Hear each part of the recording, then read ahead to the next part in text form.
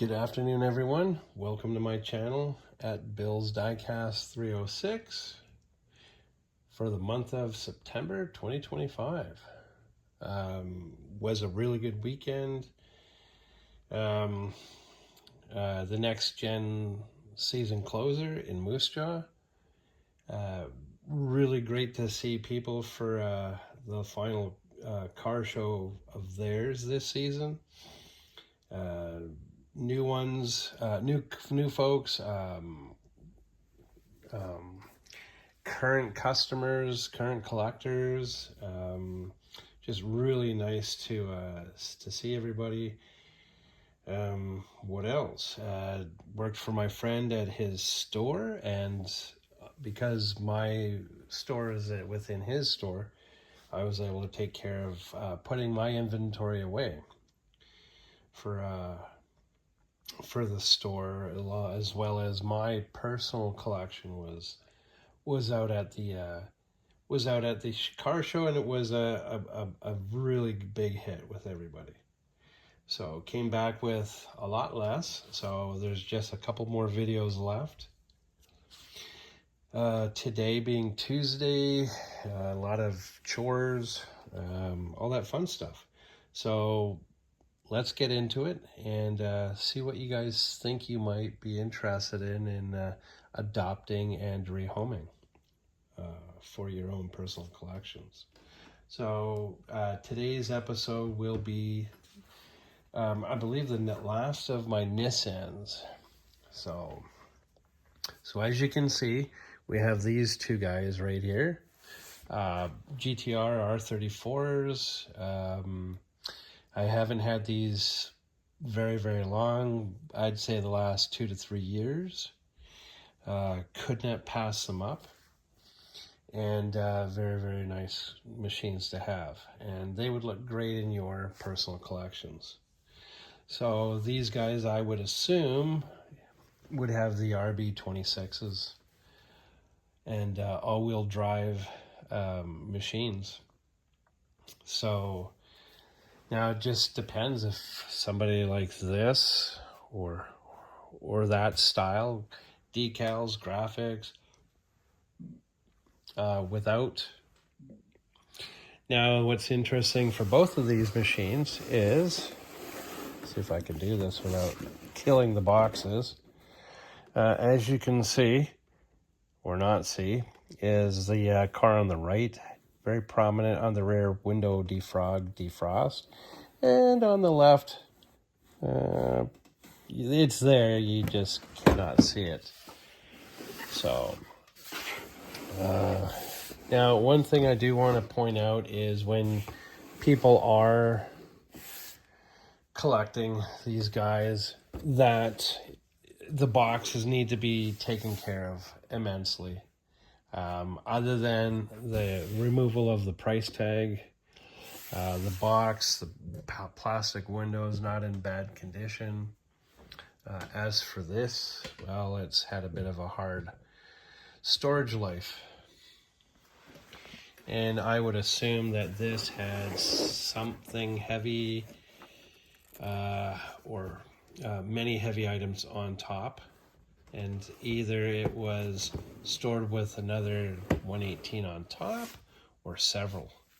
The other thing too is when these are stored with vehicle or without vehicles, they need to be in literally a climate controlled room or basement or attic.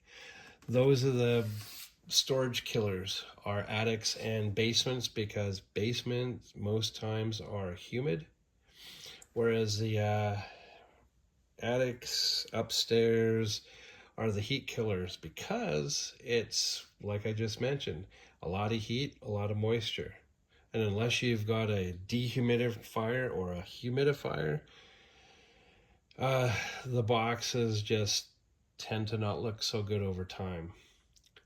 When I remove my cars, or have removed the cars from their boxes, I keep everything from the clear plastic strapping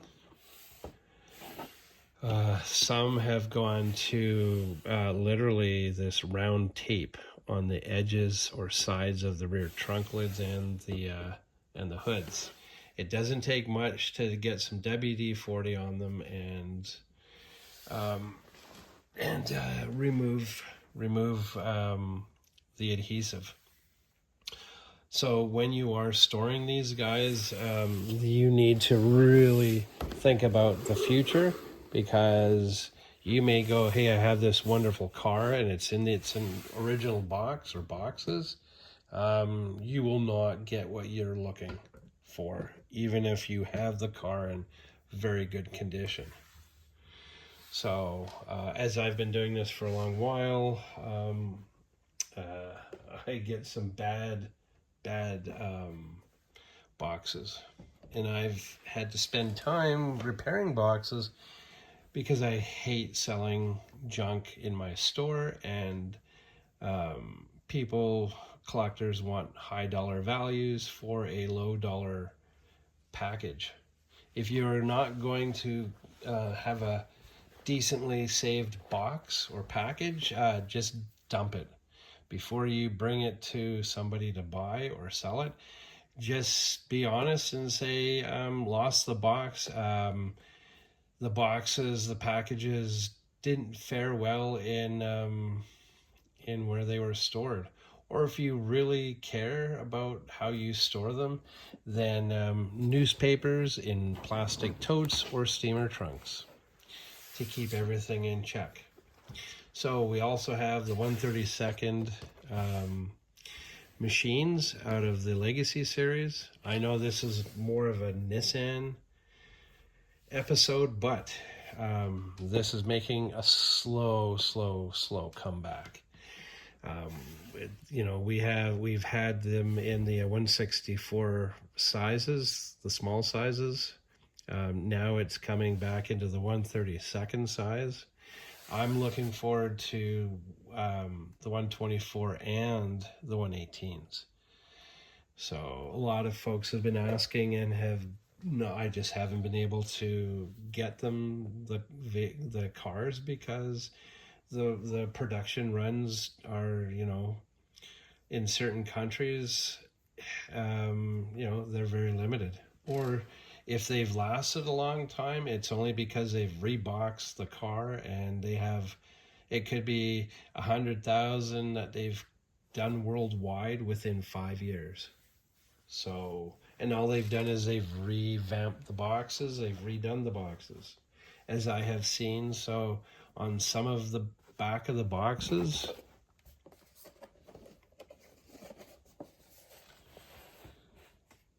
it will give you the year.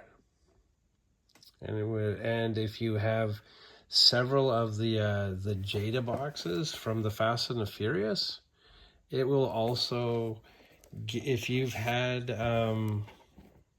several of the boxes, then you know that Dom here it's a different picture, and there is a different poses for Dom in the earlier Jada boxes. So the boxes have changed quite a bit. Now there's one box that I have been able to continue picking up, and it's an older style box, whereas all the other cars are in updated boxes. So it's Brian's GTR R35, R36. So it's still on an angle, and I did post that, I believe last week, with the GTR R35s or R36s. So let's get on to these guys. So this is part of the iconic BRE, Brock Racing Enterprises. So the 24 is a strong number, but a lot of people will recognize the 46 number. So anyways, a little bit of info is that Peter Brock was the automotive designer and He was a race team owner who was at Shelby America and ended his interaction with them in 65 to start his own company. And that's where BRE 46 comes along and is very well known with the white, how do you put it? The red roof, hood, and rear deck lid with the lower scoop valance, and the white driver and passenger sides were in white with the 46, and the angled blue and red stripes. Part of the Sports Car Club of America and Trans Am series, with John Morton behind the wheel. So this 240Z has a good lineage, good history. So, and I chose two because one of these guys was going to be accidentally dropped on the ground to be opened up. So there are times when I will drop one card and it'd be, oh no, now I've got to open it up. Let's move you back a bit. There we go. We have the 180SX Type X. Very, very nice paint. That dark red, maybe deep red.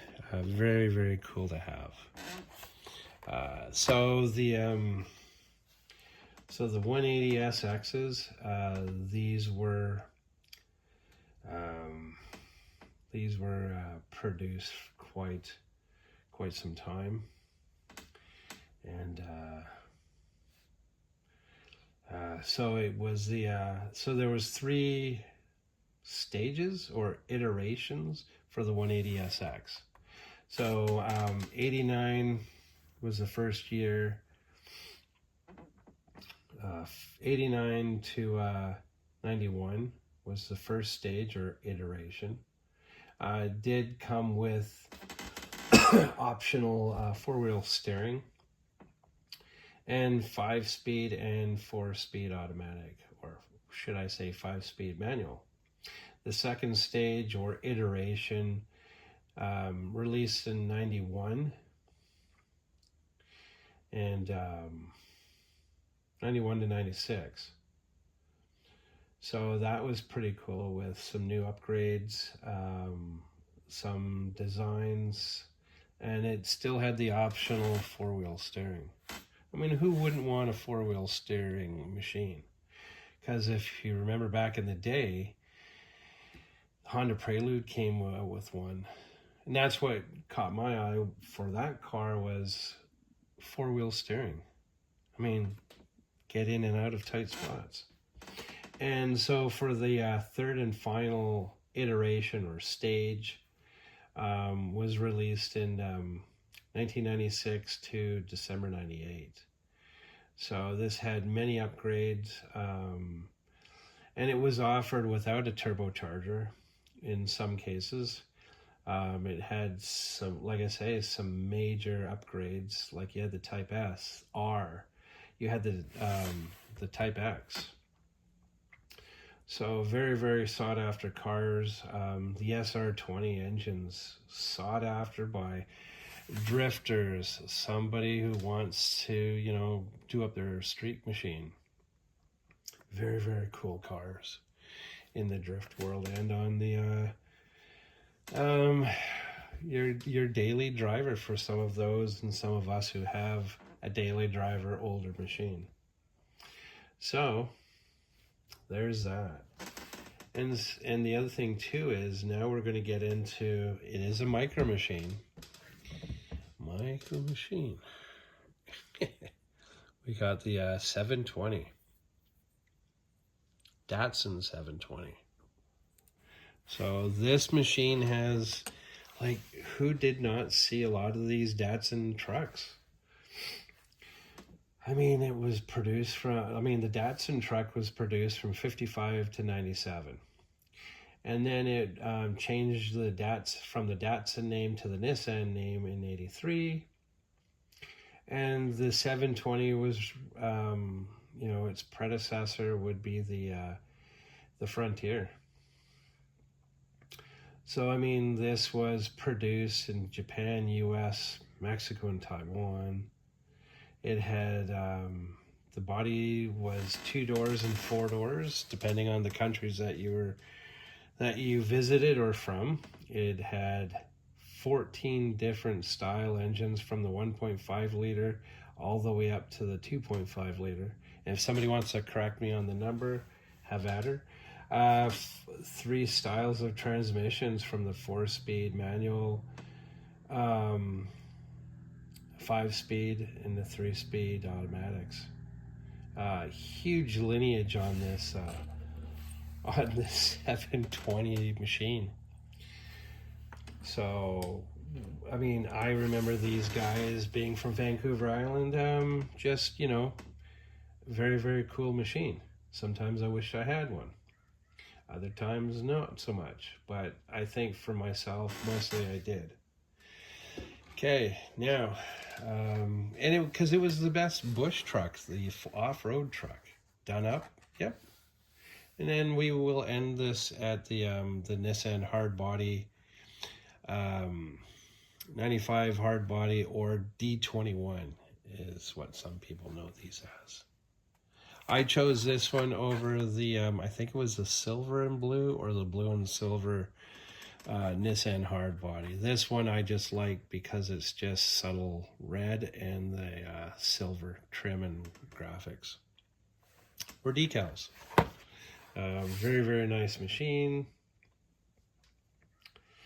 You know, how could you not like the vehicles, you know?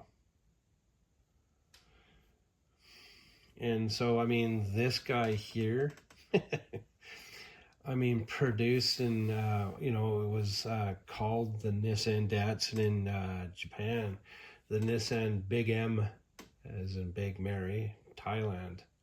It was produced 93 to 2008 in Mexico. The D21 in Chile, the Fiera in Peru. We had the Nissan Kig Cab, the Navara, if I'm saying that right. It was the Sani in South Africa. Produced in 5 plants worldwide. Assembled in many different countries. And out of all that, in this guy here, the D21, one designer. Now, if he is also the designer of the 720 and the 620s, Mr. Tom Semple. So yeah, and if you want to know a little bit about Tom Semple, he was born in Oregon, graduated from high school in 62, Art Center College Design in 62, 67, Art College Design Transportation, had a major in that. 67 to 80, he was a designer, exterior designer at General Motors. Then last position as chief designer for General Motors, and then the founding member of Nissan International in San Diego, California, and supposedly retired in 2004. But you know, if you love what you do, you don't really retire. You just take longer time off each year, but you've always got something to do with it. So there you have it, guys.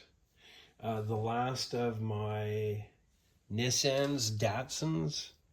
Well, really, the only Datsun would be the 720 pickup. The iconic machines, racing machines, and street machines. This guy here, and then this pair here.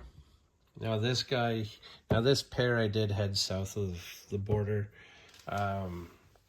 last year. Grabbed a couple for store inventory and in my personal collection. So, and I know as soon as I notified the collectors that this was part of it, then yeah. This was, I had up to 25 people wanting this pair. So there you have it, guys. Thank you very, very much for watching. I'd like to thank new subscribers for believing in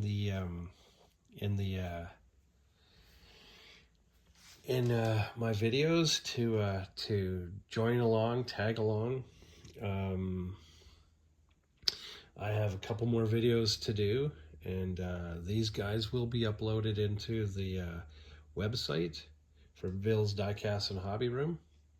Very, very appreciative of all you guys who have watched. And if there is anything that I can improve upon, please let me know. I'm still always going to be learning. Apparently I need some more people to do live streams. So if you'd like to subscribe, hit the subscribe button, hit the like button. Very grateful, very appreciative. I will have hopefully another show coming up, if not next week or this weekend. Then the next show for me possibly will be the Regina Farm Toy Show. So here's hoping I get into that this year, and take it from there. So thank you very much for watching, folks. Very appreciative. Have a wonderful night, and bye for now.